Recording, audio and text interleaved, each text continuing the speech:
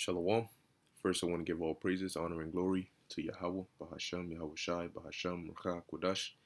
Double honors to the apostles of Great Millstone, and peace and blessings to the elect.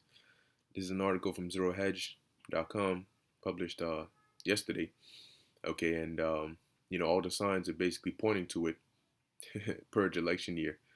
All right, it says here, DOJ or Department of Justice, FBI, prepare for election night violence, voting disruptions. During an election year that was marred by an unprecedented global pandemic and some of the worst political violence witnessed in the U.S. since the 1970s, it's hardly a surprise that the DOJ is planning to station officials at an election night command center at FBI headquarters in the J. Edgar Hoover building. With liberals still hysterical over President Trump's answer to Chris Wallace's final debate question about pledging to accept the election results, whatever they may be, the Department of Justice is intensifying its usual routine monitoring of election night activity to also brace for any problems with voting machines that might arise. All right, so clearly they're seeing that, the threat of violence and civil unrest brewing, all right, on election night or before or after, okay, is very high. Hence, they're trying to be proactive about it. Okay, but it's interesting to see. All right, and we'll have to wait and see because this is what today is the 3rd of October. Okay, so yep, so roughly a month away. All right, but as we get closer and closer to the election night, anything can happen. All right, so that's why it's key to keep an eye out because a month is a long time for something to happen. So it says the DOJ has started preparing for a wide range of scenarios in recent weeks, though WAPO or WAPO refused to go into much detail about the various scenarios that the DOJ anticipates.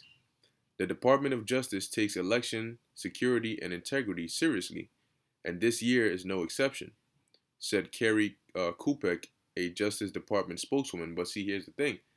Here it is. You got the president that tested positive, and damn near the whole Senate is testing positive now. And a lot of them are older. You never know. They could have certain underlying, health issues. Okay, so hey, anything can happen with them.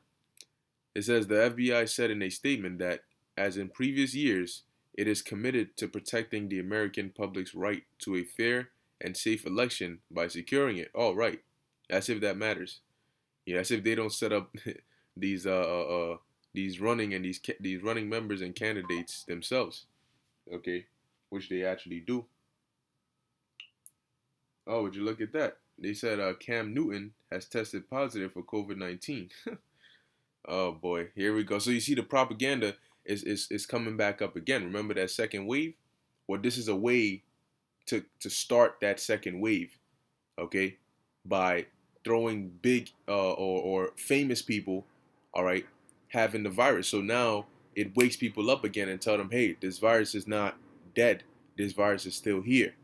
All right, that's another way that they can start their propaganda for the second wave. Look, the virus is still here, so much so that the one man, the main guy who kept downplaying it, now got it. So what about the rest of you who kept downplaying it? You see, it's real. All right, here we go. So yeah, just prepare your mind for the propaganda that follows, for the events that are gonna unfold very soon.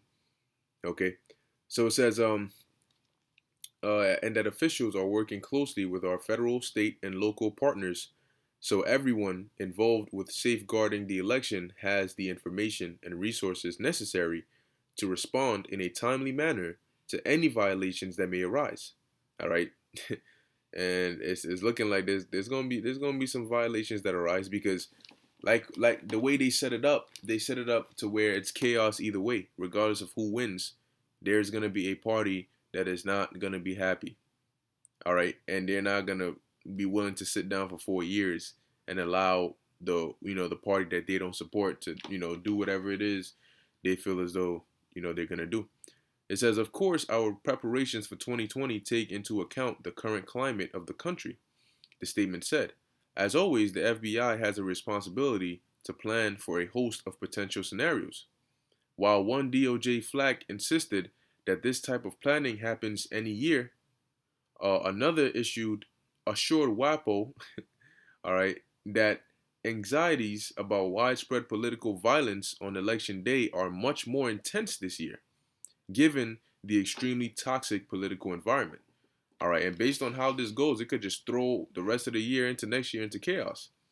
Okay, it says there have been concerns raised about the possibility of civil unrest, and we've been telling you that civil unrest, race wars, civil wars, all these things, man. Because it's prophecy, so it's gonna happen.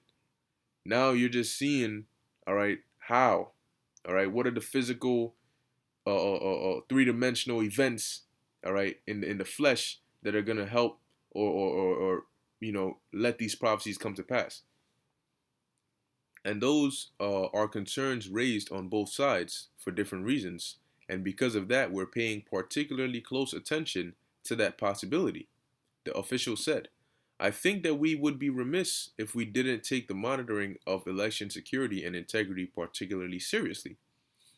Individuals at the command center will include civil rights and national security experts who will monitor accounts of high profile incidents and news accounts for any signs of unrest.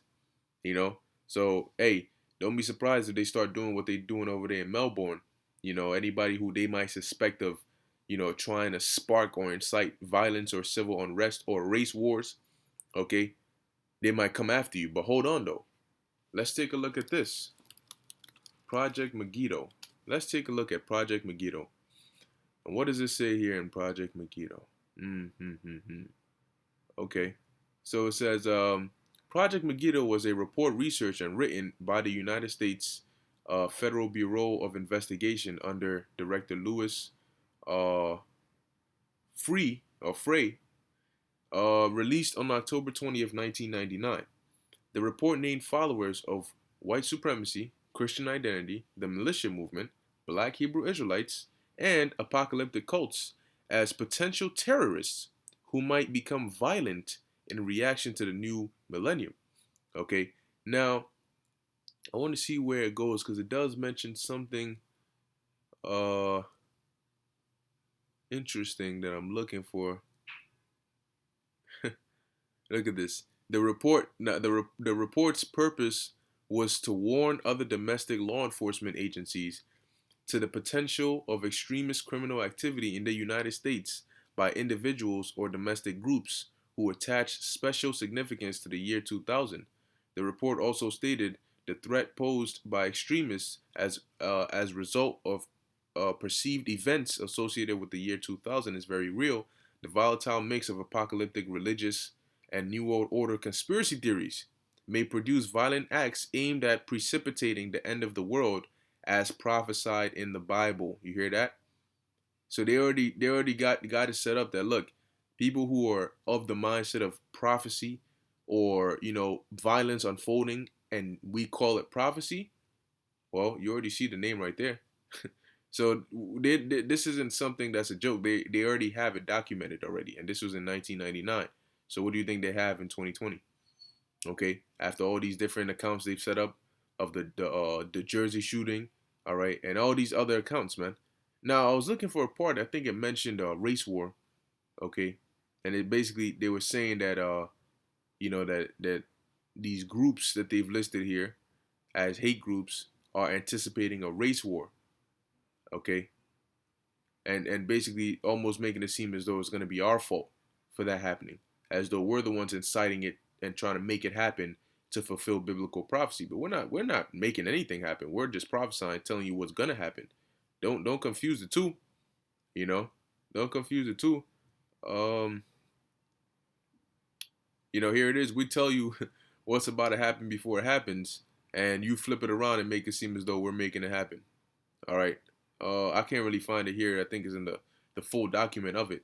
But nonetheless, going back to the point, they're going to monitor these high profile incidents accounts, okay, and news accounts for any signs of unrest. So it says plans for the command center has been in place before Plans for the command center had been in place before Tuesday night's debate. The president has repeatedly urged his followers to keep their eyes out for misconduct at the polls. And on Tuesday, he cited reports about an incident at a Philly polling station as support for his insinuations about the Dems trying to rig the election. Trump told Fox News back in August that he would like local law enforcement to patrol the polls.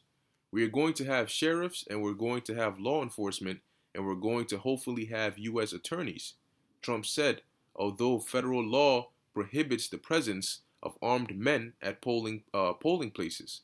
The DOJ does, however, employ specially trained poll monitors who watch for problems with voting. The FBI also regularly uses its command center for major events like the State of the Union or a presidential inauguration. So they're basically getting ready for civil unrest. This is a given. Now, one of the brothers, all right, was mentioning, all right, as we were talking, how, hey, roughly along those lines, how this could be a ploy to basically get Trump, all right, and these high officials out of, the basically to try and get them to bunkers, because here it is, they moved him to, I forgot the location, but it's supposed to be this hospital where they're taking care of him. Okay, so he's not in the White House anymore. Okay, but when all hell breaks loose, they're not gonna keep these officials out here in the open. All right, it's for what? Continuity of government. All right, their priority is to protect, the presidents and these high officials by taking them to these bunkers and these different areas where they can be safe. And they show you that in the Boondocks, in the TV show The Boondocks, when there was a pandemic, an outbreak, and there was chaos. The president at the time, I believe it was Obama. Okay, this man was in his bunker chilling with his family, broadcasting videos, telling people, we're safe. You guys, you should take it easy and so on and so forth. Because ultimately, when it comes down to it, man, the people's safety, that's the last thing they care about. You are the enemy. Okay, you are the enemy. But as the scriptures say, this was prophesied thousands of years ago by our Lord and Savior. Okay, Matthew 24. All right, and I'm just going to go straight to the point. This is Matthew 24, verse 6. And ye shall hear of wars and rumors of wars. You're hearing about what's going on with Armenia. Okay, they're literally at war. Okay, it says, see that ye be not troubled, for all these things must come to pass, but the end is not yet. Why? Because other things need to come to pass before that, or before the end. For nation shall rise against nation, and kingdom against kingdom.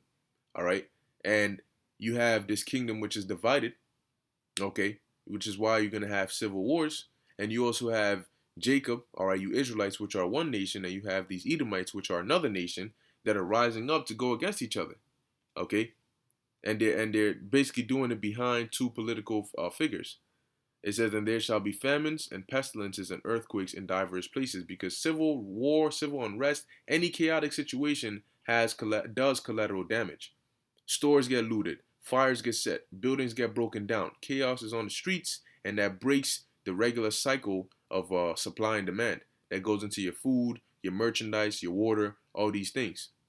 Okay, so hey, well, all the signs are pointing to purge election year. Okay, so hey, we're gonna wait and see, man. And Lord willing, all hell does break loose, but all at the same time, Lord willing, Yahweh Ba'Shem Yahushua protects us and our loved ones. Okay, so with that, I hope you were edified. I want to give all praises, honor, and glory to Yahweh Ba'Hashem Yahushua Ba'Hashem Rakah Kodash. Until next time, Shalom.